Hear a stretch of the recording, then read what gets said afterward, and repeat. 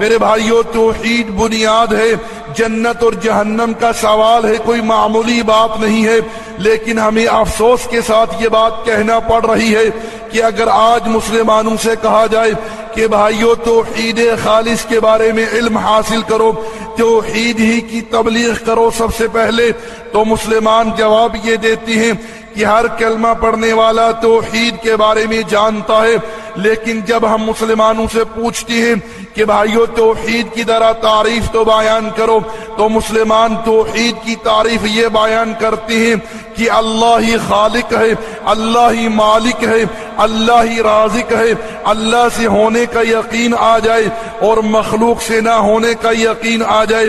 میرے بھائیوں میں یہ کہنا چاہوں گا، آپ لوگوں نے یہ جو توحید کی تعریف بیان کی ہے، یہ توحید کی اقسام میں سے ایک قسم ہے توحید ربوبیت۔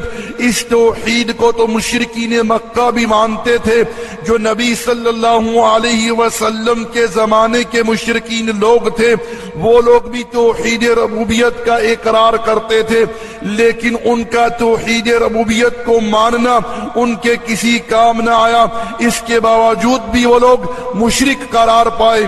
آپ لوگ کہیں گے اس بات کی کیا دلیل ہے کہ مشرکین مکہ اللہ رب العزت کو خالق مالک رازق مانتے تھے؟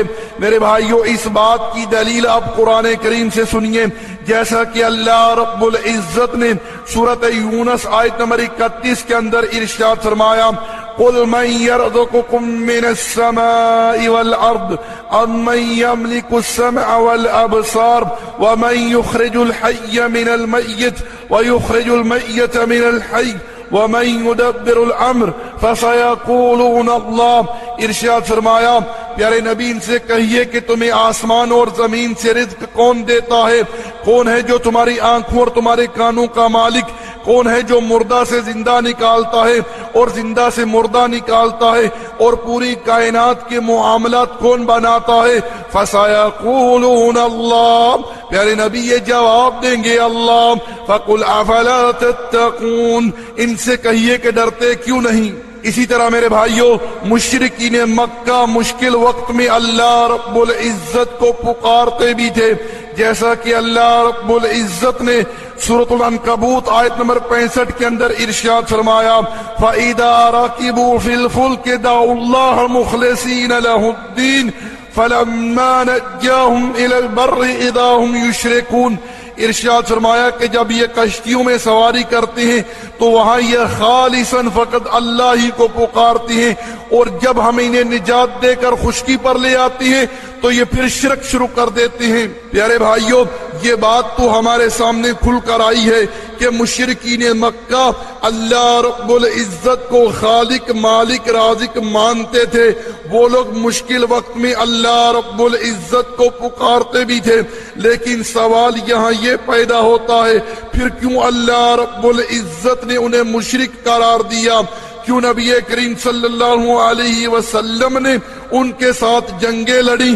کیوں ان لوگوں کا ٹھکانہ جہنم بتلایا گیا جن کی موت شرک کی حالت میں آئی؟ میرے بھائیوں وہ لوگ اللہ رب العزت کی عبادات میں اور اللہ کی اسماء و صفات میں غیروں کو شریک کرتے تھے، جیسا کہ اللہ رب العزت نے سورۃ الانعام آیت نمبر 136 کے اندر ارشاد فرمایا، وَجَعَلُوا لِلَّهِ مِمَّا ذَرَأَ مِنَ الْحَرْثِ وَالْأَنْعَامِ نَصِيبًا فَقَالُوا هَذَا لِلَّهِ بِزَعْمِهِمْ وَهَذَا لِشُرَكَائِنَا۔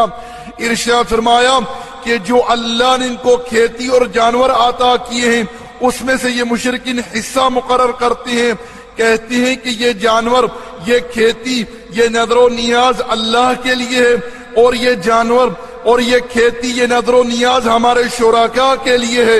اسی طرح میرے بھائیوں صحیح مسلم کے اندر حدیث ہے کتاب الحج میں، حدیث کا نمبر ہے 1185، عبداللہ ابن عباس رضی اللہ تعالی عنہما بیان کرتے ہیں کہ وہ لوگ کعبۃ اللہ کا طواف کرتے اور تلبیہ پکارتے، لبیک اللہم لبیک لبیک لا شریک۔ جب یہاں تک پہنچتے تو اللہ کے رسول صلی اللہ علیہ وسلم ارشاد فرماتے ان کے لیے ہلاکت ہو، آگے نہ جائیں یہیں بس کریں، مگر وہ آگے کیا کہتے، الا شریکن ہو لک، تملکہ وما ملک، وہ کہتے کہ اللہ ہم حاضر ہیں، تیرا کوئی شریک نہیں ہے مگر وہ شریک ہیں جن کو تو نے خود اپنا شریک بنایا ہے، اور انہیں اپنا کوئی ذاتی اختیار نہیں ہے بلکہ ان کے پاس جو بھی اختیارات ہیں وہ تیرے دیے ہوئے ہیں۔ میرے بھائیوں، مشرکین مکہ جن ہستیوں کو اللہ رب العزت کی عبادات میں شریک کرتے تھے وہ ان کا ذاتی اختیار نہیں سمجھتے تھے بلکہ یہی سمجھتے تھے کہ ان کے پاس جو بھی اختیارات ہیں وہ اللہ رب العزت کے دیے ہوئے ہیں، یعنی عطائی ہیں۔ اسی طرح ان لوگوں نے اللہ رب العزت کی اسماء و صفات میں سے اپنے معبودان باطلہ کے نام نکالے۔ الالہ سے انہوں نے لات کا نام نکالا اور العزیز سے انہوں نے عزا کا نام نکالا۔ پیارے بھائیوں، یہ بات تو ہمارے سامنے کھل کر آئی ہے کہ مشرکین مکہ اللہ رب العزت کی عبادات میں اور اللہ کی اسماء و صفات میں غیروں کو شریک کرتے تھے، لیکن سوال یہاں یہ پیدا ہوتا ہے کہ وہ لوگ کیوں اللہ رب العزت کی عبادات میں غیروں کو شریک کرتے تھے؟ اس کے پیچھے ان کا کیا مقصد تھا، کیا مفاد تھا؟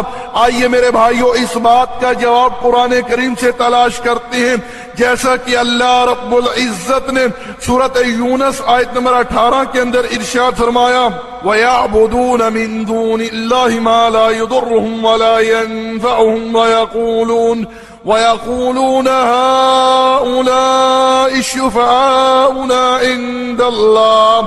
ارشاد فرمایا کہ یہ اللہ کو چھوڑ کر ایسوں کی عبادت کرتی ہیں جو نہ انہیں نقصان دے سکتی ہیں اور نہ ہی فائدہ۔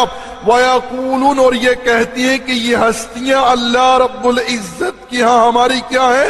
سفارشی ہیں۔ اسی طرح اللہ رب العزت نے سورۃ الزمر آیت نمبر 3 کے اندر ارشاد فرمایا، وَالَّذِينَ اتَّخَذُوا مِن دُونِهِ أَوْلِيَاءَ مَا نَعْبُدُهُمْ إِلَّا لِيُقَرِّبُونَ إِلَى اللَّهِ زُلْفَىٰ۔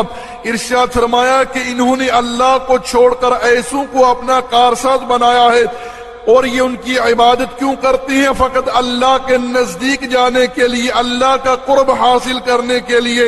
ہمارا فیس بک کا صفحہ اردو اسلامک میسیجز URDUISLAMICMESSAGES ہے۔